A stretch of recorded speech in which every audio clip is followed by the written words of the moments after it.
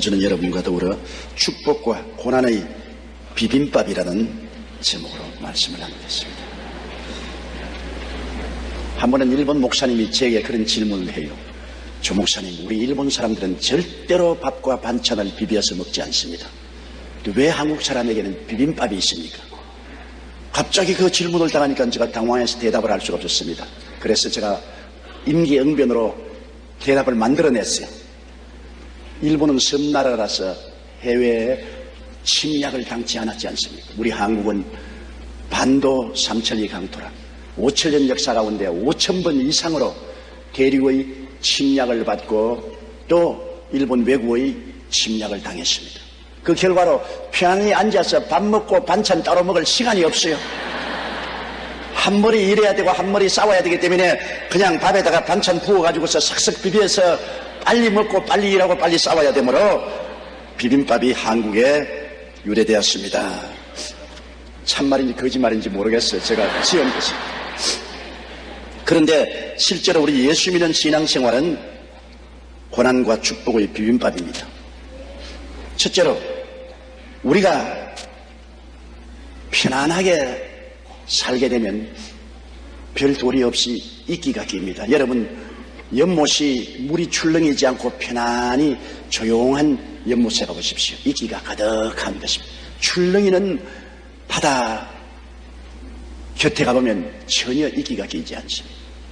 옛날에 이스라엘에서 포도를 만들 때는 포도를 잔뜩 큰 통에 넣어놓고 발을 씻고 들어가서 짓밟습니다. 밟아서 포도를 전부 으개어 놓으면 그 포도와 찌끼와 함께 통 속에 가라앉습니다. 찌끼가 쫙 가라앉으면 그 통을 부어서 또 다른 통으로 옮깁니다. 또 거기에 한참 있다가 또 찌끼가 가라앉으면 또 다른 통에 옮겨 붓습니다. 이것을 계속하면 찌끼가 점점 제거되고 맑고 맛이 좋은 향기로운 포도주가 되는 것입니다. 이스라엘의 변방에 있던 모압에 관해서 하나님이 말씀하기를 모압은 너무 편안하게 있어서 침략도 당하지 않고 안일한 삶을 삶으로 말미암아 모압의 변화가 되지 않아요. 냄새가 그대로 남아있고 찌기가 긴 술과 같다. 그러므로 하나님께서는 모압을 이제는 찌기를 제하기 위해서 이 그릇에서 저것으로 환란을 통해서 붓겠다고 말한 것입니다. 바로 그 말인 것입니다.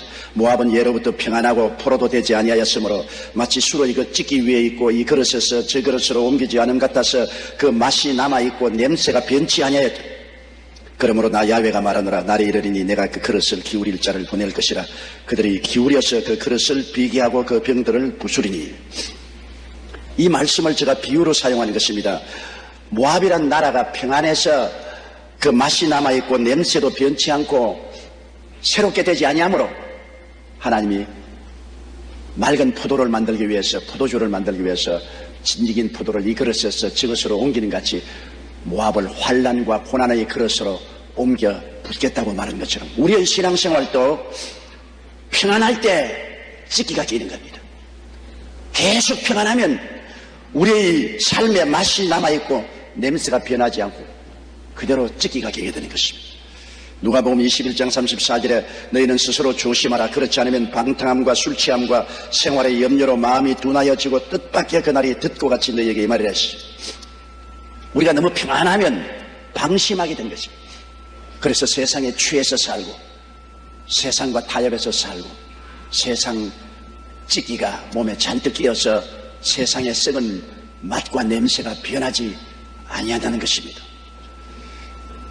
뉴질랜드에 가면 참 재밌습니다. 뉴질랜드는 하나님이 에덴 동산을 옮길 때 한 부분으로 남겨놓은 섬이 뉴질랜드라고 말합니다. 뉴질랜드에는 악한 짐승이 없어요. 사자나 호랑이나 일이나 곰이 없어요. 유일하게 뉴질랜드만은 목장에 양을 쳐도 목자가 없습니다. 목자가 있을 필요가 없어요. 양을 잡아먹을 사나운 짐승이 없습니다. 그러므로 뉴질랜드에는 큰 뜸북이나 키위 등 날지 못하는 새가 5종류나 있습니다. 잘생긴 새가 좋은 날개를 가지고 있으면서도 날지를 못합니다. 나무에 앉아있거나 땅에 그냥 기어다닙니다. 왜냐? 아무 짐승도 새를 잡아먹지 않기 때문에 날 필요를 느끼지 않습니다. 그래서 아래서 깨어난 이후로 한 번도 날아본 적이 없기 때문에 나는 방법을 잊어버리고 말았습니다. 그러므로 뉴질랜드에는 많은 아름다운 새들이 날지를 못하고 그냥 가지에 앉아 있습니다. 왜냐?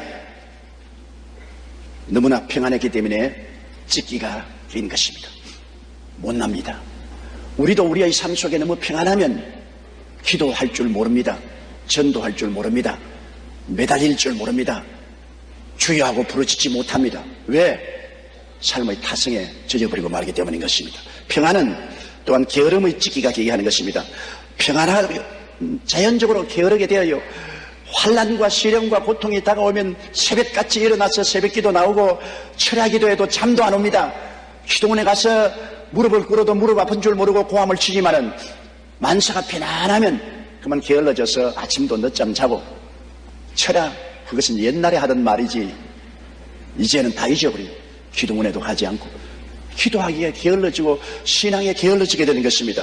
누가복음 21장 36절에 이러므로 너희는 장차 올 이 모든 일을 능히 피하고 인자 앞에 서도록 항상 기도하며 깨어있으라고 했는데 편안해지기면 깨어있지 않습니다.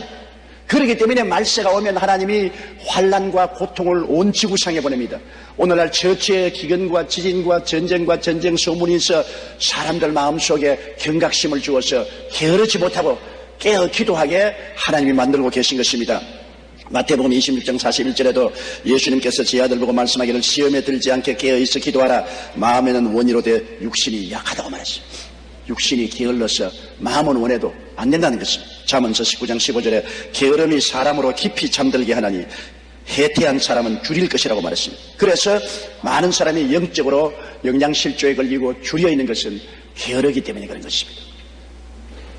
오래전 미국 플로리다 주의 한 해변에 있었던 일입니다. 많은 갈매기 떼가 떼죽음을 당했어요. 이상하게 바다에는 물고기도 많이 있는데 왜 갈매기 떼들이 떼죽음을 당했는가? 그래서 전문가들이 조사를 해보니 그 결과가 참 재미가 있습니다.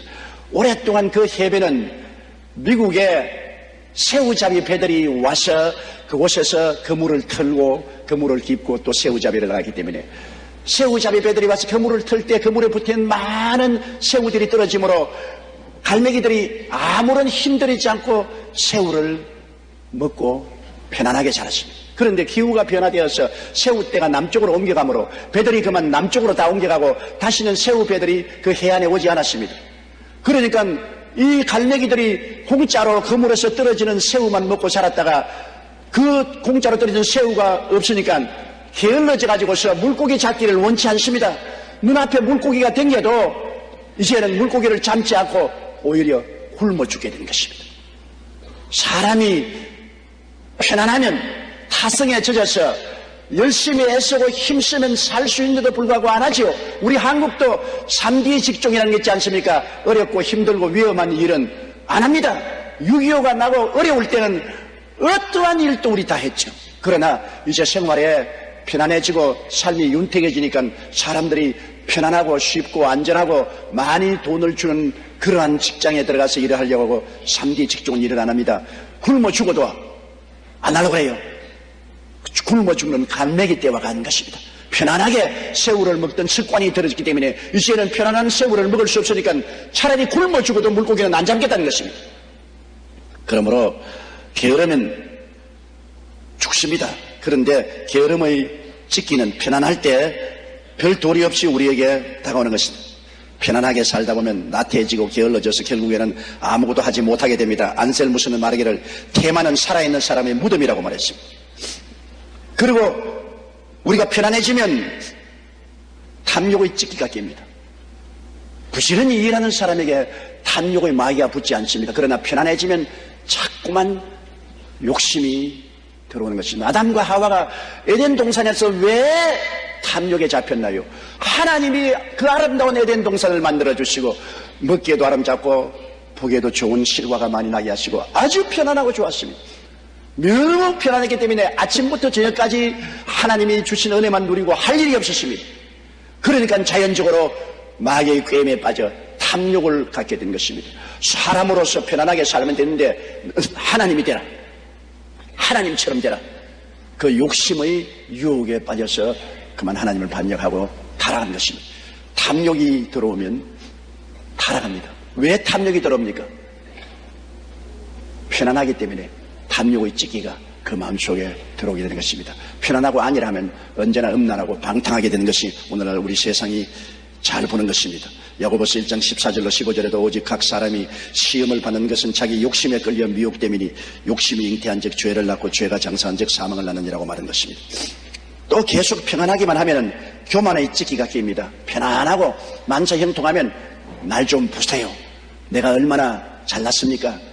그러므로 내가 하는 일은 다 만사형통하는데 왜 당신들은 고통당하고 괴로움당하고 어려움을 당합니까? 못난 것들. 그렇게 합니다. 자기를 과대평가하고 교만이 들어오는 것입니다. 잠언서 16장 18절에 교만은 패망의 선봉이요 거만한 마음은 넘어짐의 앞잡이라고 말한 것입니다. 호세아 13장 6절에 저희가 먹이온 대로 배부르며 배부름으로 마음이 교만하며 이로 인하여 나를 잊었느니라. 배부르고 편안하니까 교만해지는 것입니다. 사람이 실패하고 낭패할 때 위험한 것이 아닙니다. 성공하고 모든 사람들에게 박수갈채를 받고 칭찬받을 때가 위험한 때인 것입니다. 왜? 쉽게 교만해져서 자만심을 가지게 되므로 넘어지게 되는 것입니다. 저는 초등학교 다닐 때 학교 대표인 100m 선수였고 중등학교 다닐 때는 800m 선수였습니다. 우리 코치가 늘 한 말이 1등할 때 조심하라. 너 앞에 뛰어가는 사람이 있을 때는 그 사람 보고 뛰지만은 네가 1등을 하게 되면 무슨 유혹에 빠졌냐? 뒤를 돌아가고 싶다. 얼마나 따라왔는가? 한 번 돌아보는데 수초의 시간을 잃어버리게 되고 결국에는 너는 1등 자리를 잃어버리게 된다. 그러므로 절대로 1등할 때 뒤를 돌아보지 마라. 돌아보면 너희는 박살이 난다. 1등할 때 돌아보고 싶습니다. 내가 얼마나 앞에 갔는가 싶어서 돌아보고 싶어요. 언제나 우리 삶에 1등을 했다고 생각할 때 돌아보고 자만심을 가지기 때문에 그만 넘어지고 자빠지게 되는 것입니다. 편안하게 되면 교만의 찌기가 끼게 되는 것입니다. 또 너무 계속 편하게 되면 세상 쾌락의 찌기가 끼게 되는 것입니다. 갈라디아 5장 19절에 육체의 일은 현저하니 곧 음행과 더러운 것과 호색이라고 말했습니다. 사람이 편안하고 잘 살게 되면 평균적으로 이 세상에 따라오는 유혹이 술 취함과 방탕함과 음란인 것입니다. 편안하고 음란하고 방탕하고 술 취하지 않은 사람이 없어요. 내가 미국에 좋은 친구 한 사람 만났는데 그분이 아들이 없고 딸만 있어요. 그래서 저보고 이런 이야기를 참 자기는 고민이 많다 그래요. 그 왜 고민이 많으니까 시집을 보내는데 신랑감 구하는 것이 너무나 고통스럽다. 왜? 똑똑한 놈 고해가 출세하고 성공하면 반드시 이놈 바람 피운다. 그리고 못난 놈 구해놓으면 평생도록 멀렐레가 딸의 짐이 된다. 그러니 못난 놈을 구해놓으면 딸의 짐이 되고 잘난 놈 구해놓으면 반드시 바람 피우고, 그러니 딸 가진 부모의 심정이 얼마나 괴로운지 조 목사는 모르지, 딸이 없으니까 모르지 그러더라고. 그 딸 가진 부모가 그런 고생을 해요. 잘하고 성공하면 반드시 세상의 유혹에 빠져 술 취하고 방탕하고 음란하게 되는 것이 오늘 세상에 가는 것입니다. 세상의 쾌락의 찌기가 평안하면 끼게 되는 것입니다.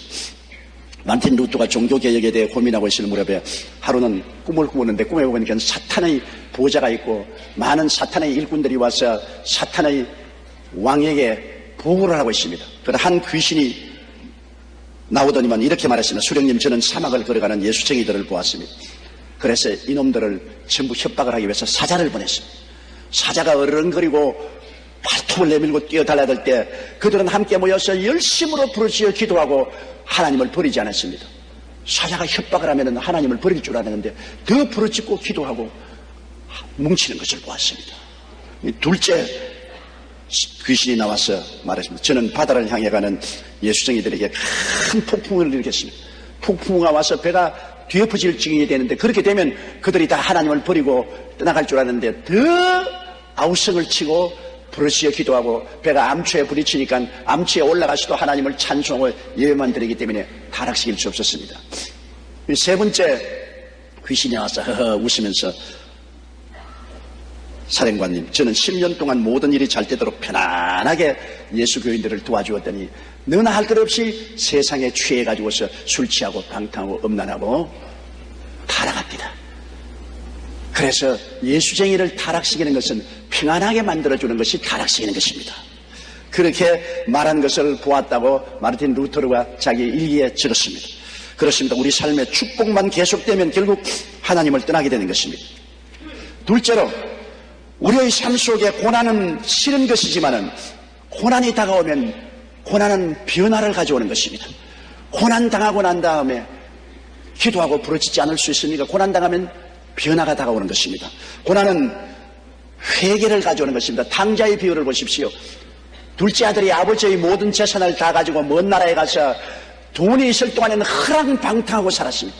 많은 친구들, 많은 여자들을 거느리고 호의호식하고 호탕하게 살았습니다. 그러나 그 나라에 큰 기근이 와서 먹을 것이 다 없어지며 그가 직장을 구했는데 시골에 돼지 치는 일꾼으로서 고용당해 갔는데 먹을 것이 없고 돼지가 먹는 지엽 열매를 나눠 먹다가 돼지에게 물려서 상처투성이고 나중에 배가 고파 살 수가 없습니다. 큰 고통이 다가왔습니다. 그러자 이 둘째 아들은 말했습니다. 내가 우리 아버지에게 그 많은 종들이 있어도 다 잘 먹고 잘 입고 잘 사는데 나는 하나님을 배반하고 이곳에 와서 굶어 죽는구나. 내가 회개하고 하나님 아버지와 우리 아버지께 죄를 지었사오니 다시는 아들이라 일컬음을 받을 자격이 없습니다. 종 중에 하나로 보소서 하고 돌아가겠다고 말한 것입니다. 이 둘째 아들이 호의호식하고 금전이 있을 때는 허랑방탕했지만은 굶주리고 헐벗고 고통스러울 때 그는 회개하게 된 것입니다. 어느 누구도 한 가지입니다. 고통이 다가오면 회개하게 되는 것입니다. 호세아 5장 15절로 6장 1절에 보면 내가 내 곳으로 돌아가서 저희가 그 죄를 뉘우치고 내 얼굴을 구하기까지 기다리라. 저희가 고난을 받을 때 나를 간절히 구하여 이르기를 오라 우리가 야훼께로 돌아가자. 야훼께서 우리를 찢으시나 도로 낫게 하실 것이오라고 할 것이라고 말했었습니다. 하나님께서 이 성경에 보면 하나님 곳으로 돌아가서 죄를 뉘우치고 내 얼굴을 구하기까지 내가 가만히 숨어서 기다리겠다고 말한 것입니다. 너희가 고통당하고 괴로워지면은 별 도리 없이 내 얼굴을 찾고 회개하고 나올 테니까 그때까지 내가 기다리겠다. 그러므로 고난은 우리에게 회개를 가져오는 것입니다. 존 번연은 말하기를 시험과 고난은 우리로 하여금 하나님을 찾게 한다고 말했습니다. 마르틴 루터는 말하기를 시련이 없고 모든 것이 순조로울 때가 가장 위험한 시련이다. 왜냐하면 그때 인간은 하나님을 망각하고자 하는 유혹을 받게 되기 때문이다. 하나님이 시련을 주시지 않을 때는 10가지 시련을 받을 때보다 더 두려워하라고 말했어요. 시련을 당할 때는 긴장하고 회개하고 부르짖어 기도하지만은 시련이 없으면 그만 긴장을 놓고 편안해진단 말입니다. 옛말에도 전쟁에 이기고 난 다음에 구두끈을 풀지 말라고 말했습니다. 전쟁에 이기고 난 다음 구두끈을 풀었다가 습격을 당해서 패망한다는 것입니다. 그리고 고난이 다가오면 반성을 하게 돼요. 세상과 탐욕을 벗게 되는 것입니다. 고난 당하기 전에는 자기가 사는 방식이 제일인 줄 알고 세상에 푹 젖어 살지만은 고난을 당하게 되면 괴롭기 때문에 자기 스스로가 어디에서 떨어진 것을 생각하고 반성해서 잘못을 뉘우치게 되는 것입니다. 시편 119편 107절에 나의 고난이 막심하오니 야훼여 주의 말씀대로 나를 소성케 하소서. 로마서 6장 6절에 우리 옛사람이 예수와 함께 십자가에 못 박인 것은 죄의 몸이 멸하여 다시는 우리가 죄의 종노릇 하지 아니하렵니다. 고난당할 때 죄의 종노릇 한 것을 회개하고 벗어버리게 되고 반성하게 되는 것입니다. 베드로전서 4장 2절에 그 후로는 다시 사람의 정욕을 쫓지 않고 오직 하나님의 뜻을 쫓아 육체의 남은 때를 살게 함이라고 말한 것입니다. 그리고 고난당하면은 깨어지죠. 그릇은 깨어지면 못 써도 사람은 깨어지지 아니하면 설 수가 없습니다. 완악한 사람, 이기주의적인 사람, 자기 중심에 선 사람 절대로 하나님이 사용하지 못합니다. 사람은 깨어져야 되는 것입니다. 그런데 어떻게 깨어집니까? 여러분 깨기 위해서 가만히 내버려주시면 깨어지지 않잖아요. 호도도 여러분 깨려면 망치로 때려야 깨어지지 않습니까? 외부에서 압력이 가해서야 깨어지기 때문에 고난이라는 압력이 우리 생애 속에 다가와야 우리의 오만과 교만을 버리고 내 중심의 고집이 깨뜨려지는 것입니다.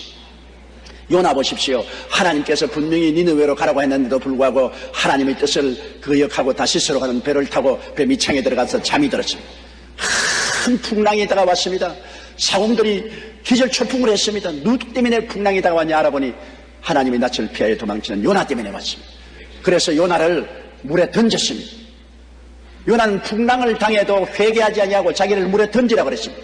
물에 던지니까 하나님이 물고기를 준비해서 요나를 산채로 마셔버렸습니다. 물고기 뱃속에 들어가서 첫날 동안 캄캄한 뱃속에 있으면서도 회개 안 했어요. 이튿날에 캄캄한 물고기 뱃속에서 요동을 쳐도 회개 안 했어요. 사흘째 될 때 요나는 가만히 생각해보니 이제는 죽었구나. 하나님께서 물고기 뱃속에 들어와도 소화를 안 시키니 이제는 내가 깨어져야 되겠다. 그래서 사흘 만에 요나는 깨어져서 물고기 배를 두들기면서 회개하고 하나님께 부르시니까 하나님이 들으시고 용서하시고 다시 물고기 배에서 토해 나오게 한 것입니다. 요나가 깨어져서 니네로 하는 것은 고난을 통해서 고난의 풍파와 물고기 뱃속에 들어갔다 나옴으로 깨어진 것입니다. 우리도 수없이 물고기 뱃속에 들어갑니다. 고난의 물고기 뱃속에 들어가서 심한 괴로움을 겪고 난 다음에는 자기 고집이 깨어지고 자기 길을 버리고 하나님 앞에 두 손 들고 나오게 되는 것입니다. 시편 119편 67절에 고난당하기 전에는 내가 그릇 행하였더니 이제는 주의 말씀을 지키나이다. 히브리서 5장 8절로 9절에 그가 아들이시라도 받으신 고난으로 순종함을 배워서 온전하게 되었다. 시편 119편 71절에 고난당한 것이 내게 유익이라 일어나야 내가 주의 윤례를 배우게 되었나이다. 고난을 당하게 되니까 회개하고 깨어져서 하나님 법대로 살게 되는 것입니다. 고난은 또한 우리로 하여금 하나님을 찾게 해요. 고난당하는데 아무도 나를 도와주지 못하지 않습니까? 부모, 형제, 친지도 다 떠나가고 구할 곳은 하나님밖에 없습니다. 하나님을 찾지 않으면 자살한 도리밖에 없죠. 오늘날 하나님을 모르는 사람들이 꿈과 희망을 잃어버리고 자살하잖아요. 그러므로 고난당할 때 하나님을 찾게 되어 시편 50편 15절에 환난 날에 나를 부르라 내가 너를 근지리니 내가 나를 영화롭게 하리라. 시편 64편 1절에 하나님이여 나의 근심하는 소리를 들으시고 원수의 두려움에서 나의 생명을 보존하소서. 시편 119편 153절에 나의 고난을 보시고 나를 건지소서. 내가 주의 법을 잊지 아니함이니이다. 고난당하면 별도리 없이 하나님을 찾지 않아요. 물에 빠진 사람은 지푸라기도 죽습니다. 왜? 지푸라기라도 도움이 될 줄 알기 때문입니다. 하물며 여러분 하나님을 아는 사람은 그가 멀리 타락에 떠났을지라도 고난당하면 자기를 도울 자가 하나님밖에 없다는 것을 알기 때문에 회개하고 하나님을 찾게 되는 것입니다. 그리고 고난당하면 신앙의 열심을 되찾습니다. 옛날에는 그렇게 신앙이 뜨겁고 열심히 있어서 하나님께 부르짖고 말씀 듣고 기도하고 신방하고 구제하고 열심히 했는데 그만 생활이 편안해지니까 게을러지고 열심을 잃어버렸습니다. 그러나 고난 다가오면 다시 회개하고 깨닫고 열심히 돌아오게 되는 것입니다. 요한계시록 3장 16절에 내가 이같이 미지근하여 더웁지도 아니하고 차지도 아니하니 내 입에서 너를 토해야 내치리라고 했습니다. 고린도후서 7장 11절에 하나님의 뜻대로 한 이 근심이 너희로 얼마나 열심히 있게 했느냐. 우리가 마음에 고난당하여 근심하게 되면 그때 회개하고 자복하고 뜨거운 열심을 내어서 주를 찾게 되고 열심으로 주를 찾으면 또 주님이 찾아오시는 것입니다. 지금까지 학계에서 원인을 발견하지 못하고 있는 것 중에 하나가 조개사카스의 엄청난 집착입니다. 여러분 해녀들에게 물어보면요, 해녀들이 다이빙을 해서 바위에 붙은 전복을 캘 때 한번 찝쩍여 놓으면 칼을 넣어도 전복이 바위에서 안 떨어지는 것입니다. 전복이 느끼지 못할 때 가서 싹 잘라버려야지. 일단 건드려서 전복이 한번 탁 움츠리면 칼로서도 전복을 떼내지 못한다는 것입니다. 바위 자체를 깰 수는 있어도 거기에 붙은 조개사카스를 뗄 수 없다고 말합니다. 학자들은 조개사카스 이렇게 바위에 강하게 붙어있는 원인이 오랫동안 파도와 싸운 결과라고 말합니다. 그들이 견디내는 파도의 힘은 시속 482km의 바람과 같습니다. 이런 엄청난 힘에 저항하여 오랜 세월을 견딘 결과 조개사카스의 집착력은 점점 더 강해져서 바위에서 뗄 수 없는 정도가 되는 것입니다. 그냥 편안한 물에 파도가 치지 않은 곳에 있으면 이 조개사카스는 힘차게 붙는 집착력을 잃어버리기 때문에 쉽게 떨어져 나올 것입니다. 그러나 자꾸 파도가 치고 자꾸 바위에 떨어져 내려고 하니까 엄청난 힘으로 바위에 붙음으로 조개사카스이 그렇게 큰 힘으로 바위를 붙잡게 되는 것입니다. 마찬가지로 고난은 우리로 하여금 더욱 열심을 내서 하나님께 나가게 하는 것입니다. 고난을 극복하기 위해 안간히 힘을 쓰는 동안 우리의 신앙은 더 열심히 있게 되고 강한 믿음으로 변화되는 것입니다. 6.25 사변난 이후로 한국 사람의 신앙은 엄청났습니다. 6.25의 고난 때문에 비로소 처음 세계에서 새벽기도회가 우리 한국에 생겼습니다. 그리고 철야기도도 한국 사람들이 하고 산기도도 한국이 처음 출발했습니다. 새벽기도, 철야기도, 산기도, 금식기도 엄청나게 고난을 통해서 우리는 하나님께 매달렸고 우리 한국 사람의 신앙이 강해져서 이 짧은 세월 동안에 기독교 복음이 들어온 지 120여 년 만에 오늘날 전 세계 12,000명의 선교사를 내보냈습니다. 미국 다음으로 가장 많은 선교사들이 온 세계에 나와 있습니다. 그러나 최근에 와서 한국 교회가 힘을 잃고 잠들어 있고 교회 성장이 거쳤다고 하는 이유는 그동안에 한국의 경제 개발을 통해서 삶의 환경이 엄청나게 변화되고 편안하게 되었습니다. 그래서 수많은 우리 동포들이 해외 여행을 다니고 국내 여행도 다닙니다. 교인들도 그만 회의해졌습니다. 하나님에 대한 집착력이 점점 약해졌습니다. 신앙이 약해지기 때문에 마귀가 와서 싹싹 잘라서 세상으로 끌고 가는 것입니다. 편안하고 복받는 것이 좋은 것이고 그것이 하나님이 원하는 것이지만 평안하고 축복하는데 우리가 안일하게 되어서 세속화되고 마귀의 종이 된다면 이것은 큰 불행이 될 수밖에 없는 것입니다. 그렇기 때문에 고난은 우리의 신앙을 강하게 연단시키고 하나님께 힘차게 붙어있도록 집착력을 강하게 만들어주는 축복을 받게 되는 것입니다. 셋째로 신앙생활은 그러므로 하나님께서 우리를 어떻게 만드시느냐, 축복과 고난의 비빔밥을 먹게 만들어주시는 것입니다. 축복만 자꾸 주면 좋겠는데 또 고난도 오고 고난만 오면 좋겠는데 또 하나님 변덕이 심한지 또 축복도 주시는 것입니다. 하나님은 밥 따로 반찬 따로 먹지 말고 비빔밥을 먹어라. 축복과 고난의 비빔밥을 먹으라고 하나님 말씀하는 것입니다. 왜냐하면 고난만 계속하면 낙심하고 좌절합니다. 계속해서 고난당하면 낙심하고 좌절합니다. 꿈과 소망을 잃어버리면 좌절하죠.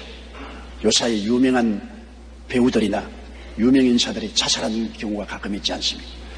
사람들이 볼 때는 세상에 명예도 있고 돈도 있고 사람들이 다 칭찬하는데 왜 자살할까? 그러나 그 가슴 속에는 계속해서 명예와 돈과 지위를 유지하려고 하는데 힘이 붙입니다.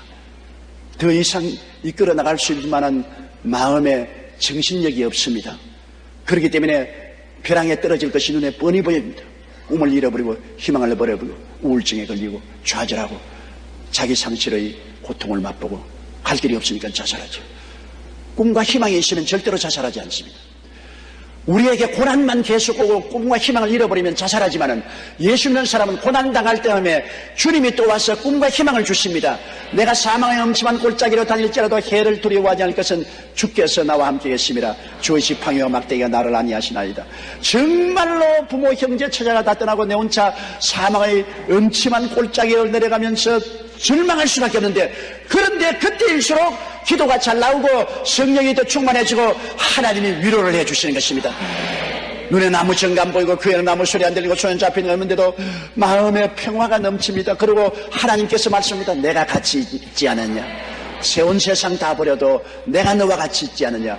용기를 내고 힘을 내라. 그러므로 그 어둡고 캄캄한 곳에서도 꿈을 갖고 희망을 갖게 만들어주는 것이 우리 하나님이신 것입니다.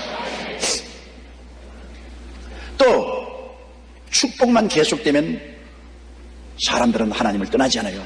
축복의 취해가 편안하니까 세상 찌기가 끼고 마귀에게 끌려가고 마는 것입니다. 신명기 8장 11절로 16절에 내가 오늘날 네게 명하는 야훼의 명령과 법도와 규례를 지키지 아니하고 내 하나님 야훼를 잊어버리게 되지 않도록 삼갈지어다. 내가 먹어서 배불리고 아름다운 집을 짓고 거하게 되며 또 내 우양이 번성하며 내 언금이 정식되며 내 소유가 다 풍부하게 될 때 두렵건대 내 마음이 교만하여 내 하나님 야훼를 잊어버릴까 하노라. 하나님 참 골치 아프십니다. 왜? 하나님의 근본 뜻은 마침내 복을 주는 것이 뜻인데 복만 주면은 교만해져서 세상으로 향하는, 복을 안 주면 복 달라고 부러지고 복을 주면 세상으로 나가고, 그러니 하나님께서 복과 환난의 비빔밥을 주시는 것입니다. 비빔밥 먹어라, 비빔밥. 아이고 자꾸만 비빔밥만 줍니까? 맨밥을 좀 주십시오, 반찬하고. 야, 그래 놓으면 또 도망친다. 반찬만 먹어도 안 되고 밥만 먹어도 안 되고 비빔밥을 먹어라. 주님께서 그렇게 말씀하시는 것입니다. 아프리카의 국제회의에서 어떤 사람이 강연을 하면서 말하기를, 자기들은 아프리카 사람들이 출세하기를 원치 아니한다. 왜? 영국이 아프리카를 점령하고 난 다음에 똑똑한 사람을 데려다가 영국 런던에 데려가서 좋은 대학교에서 교육을 시켰습니다. 그래서 아프리카 사람들이 영국에 들어와서 학위를 얻고 교육을 받고 난 다음 본국에 들어와서는 95%에서 99%가 신앙을 버리고 불신자처럼 되어버리고 말았다는 것입니다. 차라리 아프리카에 남아있을 때는 정말 하나님을 잘 섬기고 주를 따랐는데 영국 가서 학위 얻고 출세하고 난 다음에는 그만 하나님을 버리고 세상으로 떠나갔다는 것입니다. 사람이 평안한 삶을 살다 보면 믿음에서 멀어지게 됩니다. 그러므로 우리는 평안할 때라도 늘 깨어 기도하는 것을 잊지 말아야 됩니다. 그러므로 신앙의 비빔밥을 먹어야 되는 것입니다. 고난당할 땐 축복의 희망을 갖고, 축복받을 때는 고난의 채찍이 있어야 된다는 것을 알아야 되는 것입니다. 에레미야 애가 3장 19절로 22절에 내 고초와 재난 곧 숲과 담즙을 기억하소서. 내 심령이 그것을 기억하고 낙심이 되오나 중심에 회상한 즉 오히려 소망이 있사오면 야훼의 자비와 긍휼이 무궁하심으로 우리가 진멸되지 아니함이니이다. 큰 절망에서 완전히 좌절하려고 해도 우리 주님 안에는 소망이 있다. 그러므로 신앙의 비빔밥이 왜 좋냐면 고난당할 때 예수 믿는 사람에게는 반드시 하나님의 축복의 소망이 있기 때문인 것입니다.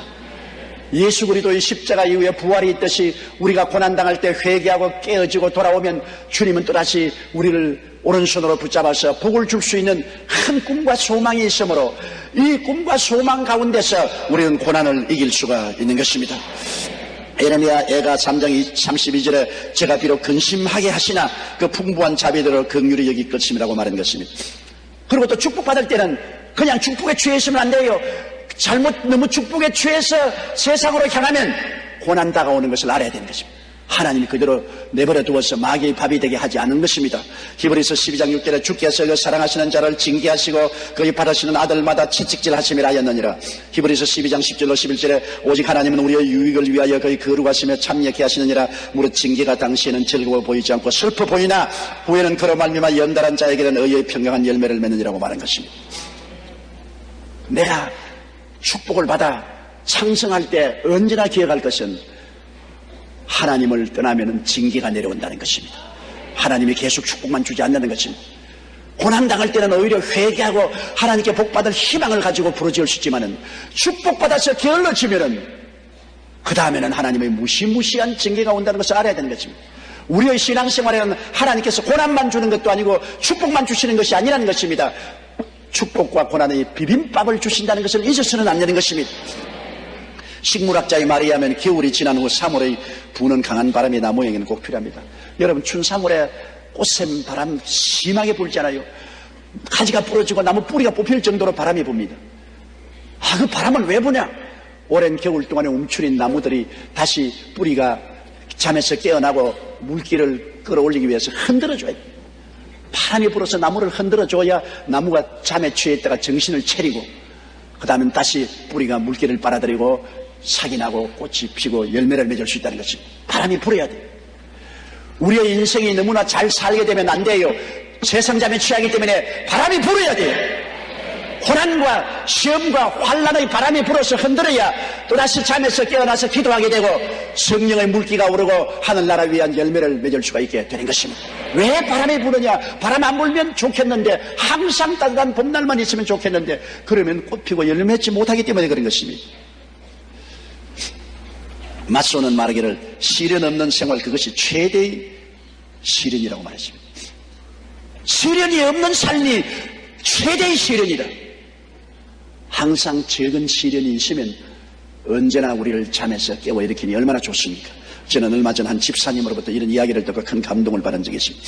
그 집사님은 노란 꽃을 피우는 등미장구를 보고서 나도 우리 정원에 이 등굴장미에서 아름다운 다발이 켜진 노란 장미가 피면 좋겠다고, 그래서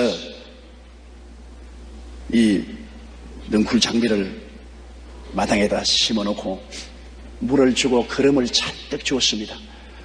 나무가 푸르청청하게 잘 등굴이 자랐는데 1년이 지나도 꽃 한 송이 피지 않고 2년이 지나도 꽃 한 송이 피지 않고 3년이 지나도 꽃 한 송이가 피지 않는다. 나무만 무성해요.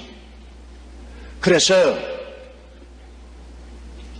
이 묘목 농원을 찾아갔습니다. 왜 당신이 노란 장미꽃을 핀다기에 그걸 갖다가 심었는데, 내가 물도 자주 주고 거름도 자주 주었는데 줄기만 무성하고 꽃이 안 나니까요. 묘목 주인이 그것이 잘못입니다. 이 등굴장미라는 것은 원래 척박한 땅에 모래 흙에 자갈을 함께 흙에 섞어서 심어놓고 사정없이 줄기를 잘라주면 아름다운 꽃이 피지만은 좋은 흙에 거름을 주고 물을 잘 주면은 그만 거기에 취해가지고서 열매 맺지 않습니다. 사정없이 박대를 하십시오. 그래서 우리 집사님이 와서 그냥 전부 거름을 다 적혀버리고 모래 자갈을 갖다가 그 뿌리인데 전부 섞고 그 다음에는 척박하게 만들고 가지도 사정없이 잘랐는데 그의 노란 꽃이 아름답게 피었더랍니다. 그래서 그 집사님이 깨달았다. 사람이 너무 평안하면 신앙의 열매를 맺지 않는구나. 너무나 행복하고 편안해지면 기도의 열매, 전도의 열매, 헌신의 열매, 사랑의 열매를 맺지 않지만은 고난 속에서 시련을 겪게 되면 기도하게 되고 전도하게 되고 사랑 베풀게 되고 더 하나님을 찾게 되는구나 하는 것을 깨달았다는 말을 저기 하는 것을 들었습니다. 인간도 마찬가지죠. 평안하고 복된 생활만 계속되면 인간은 절대 하나님을 향해 열매를 맺을 수가 없습니다. 그렇기 때문에 하나님께서 우리 인생 가운데 고난과 복을 적절히 비빔밥으로 주시는 것입니다. 축복받을 때는 절대로 방심하지 마십시오. 언제고 축복에 취하면 고난의 세찬 바람 불어온다는 것을 늘 알아야 됩니다. 고난당할 때는 낙심하지 마십시오. 하나님이 어느 때고 축복을 줄 준비를 하고 있기 때문에 회개하고 희망을 굳세게 붙잡고 삶을 돌이키며 주님을 찾아야 하는 것입니다.